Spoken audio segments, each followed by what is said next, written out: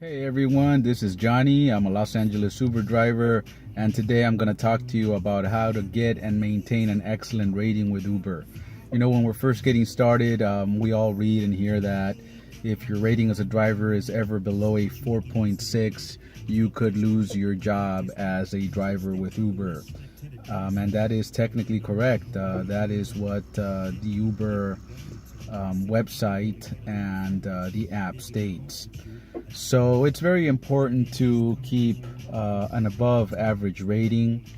As you know, anything less than 5 stars is basically a failure as far as a trip goes, which is definitely, as a driver, I'd say a little bit unfair, because not all passengers know, obviously, that if you give a driver a 4-star rating instead of 5, you're basically saying he shouldn't be on the road, which is unfortunate, but that's just the way it is. That's their system. I can tell you that honestly, after thousands of rides with Uber, my rating right now is a strong 4.92. When I first got started, I definitely noticed it was going down. I was a brand new driver. I didn't know exactly what I was doing. I know I made a few mistakes, especially during those first few hundred trips. I didn't have the phone chargers that I should have had. I didn't have any water. I changed a few things shortly after, about a month into it. I made sure that I had iPhone chargers, Android chargers. I always carry at least 2 bottles of water with me in the car at all times. I always have gum and mints. But I don't sit here and offer it to everyone. Basically my advice is get a routine going for yourself. Establish a certain protocol that you follow every time that a new rider gets in the car with you. For example, the way I do it, every time that I pick somebody up, I usually roll down one of the windows and I verify their name and I give them my name, just to make sure you're picking up the right rider, because sometimes those things can happen. You might pick up the wrong rider. It might end up being a 1-star rating for whatever reasons, and you're gonna waste your time, and nobody wants to waste their time, right? So I definitely suggest starting the ride by verifying their name, giving them your name, and of course welcoming them into your vehicle. Once they're in the vehicle and you get the trip started, you can ask something along the lines of, is the temperature okay for you? Do you want the air on or off? And they'll let you know, oh, everything is great, I'm fine. If you hear something like that, no problem, leave them alone. Maybe they're one of those people that don't really want to talk. Maybe they have a lot on their mind. I know a lot of drivers make that mistake. They want to talk to the passengers, and sometimes, the passenger's thinking, gosh, just be quiet, let me focus on my thing. And that's totally understandable. Everybody's got their thing going on. If the passenger wants to talk after they get into the car and, after you start driving, they're usually going to ask you, how's your day going? How you doing? Is this, the only thing you do? Where are you from? How long have you been doing this? Do you enjoy driving for Uber?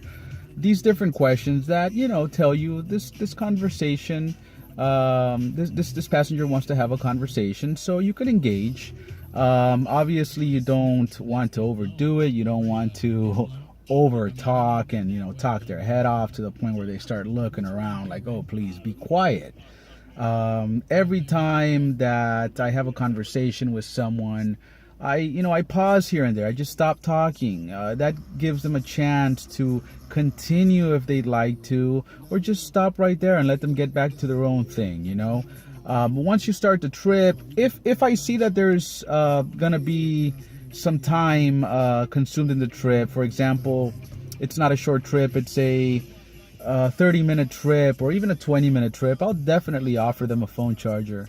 And that's about it. How's the temperature, and do you need a phone charger? As far as the water and the mints go, I don't really offer them. It's once in a while when a customer gets in here and they're thirsty and they're like, hey, do you have any water? I have it. I'm ready for that. If somebody asks me for a mint or gum, I do have that as well. But I don't sit there and offer everybody snacks or water, because a lot of people are gonna say, yeah, they're gonna drink I don't know, a couple of sips, and then leave the water bottle over there in the back seat. Maybe waste some of your water, waste some of your snacks. And honestly, as a driver with thousands of trips, I don't see it necessary to offer everybody snacks and water and all that. But again, if they ask, it's important to have it. There's nothing much to it. I know when I first started and I saw my rating dip, I worried, just like most of us drivers do, because I like my job. I don't want to lose my job. Who does, right? So I just made those few adjustments, and sometimes I have great conversations with people. A lot of people do want to talk, and they do want to know what you're about and what else you do. And yeah, you can definitely network and meet people in this job, but don't shoot yourself in the foot. I gave a ride to someone the other day that told me their story. They used to be an Uber driver, and they got suspended because, according to him, they said inappropriate behavior and I believe inappropriate comments, things like that. And he actually lost his job, and he's banned for life. They gave him a few chances. He took a few courses and, small quizzes or whatever it is that Uber gives you. I haven't done that yet, and I hope I don't have to ever do that. But he got suspended. And, in the 30-minute ride that I gave him, I could see why, after he told me a few stories about a couple of comments he made and a couple of things he was doing that were actually inappropriate. So if you are having these inappropriate conversations, if you are talking, too much about, I don't know, stuff like politics, religion, race, things that are very sensitive, that's gonna affect you in the long run. It's gonna hurt your rating. Somebody might agree with you while they're in the car with you, but after a while, and after they get out of your car and they give you that rating, or they can send an email to Uber to complain, somebody that took something that you said to heart might. So basically, out of all that, what I'm saying is, don't overtalk. Make sure your conversations are professional. Yeah, it's okay to network. It's okay to meet people, but I would definitely put professionalism first. Make them comfortable by, again, asking them if the temperature is okay. If it's, a trip longer than 15 or 20 minutes, I'd say, offer them a phone charger. From there, let them lead the way. Let them let you know if they want to talk or not. Let them ask the questions. Keep your conversation, semi-professional. It's cool to joke around, ask them if they want to hear some music, obviously, things like that. K Earth 101 works for me great here in LA, in the Hollywood area, in the Valley. Obviously, I go back from that. If the person's more into hip hop, Power 106, 93.5. I don't blast the music ever. I keep it below 10 on my Toyota Prius.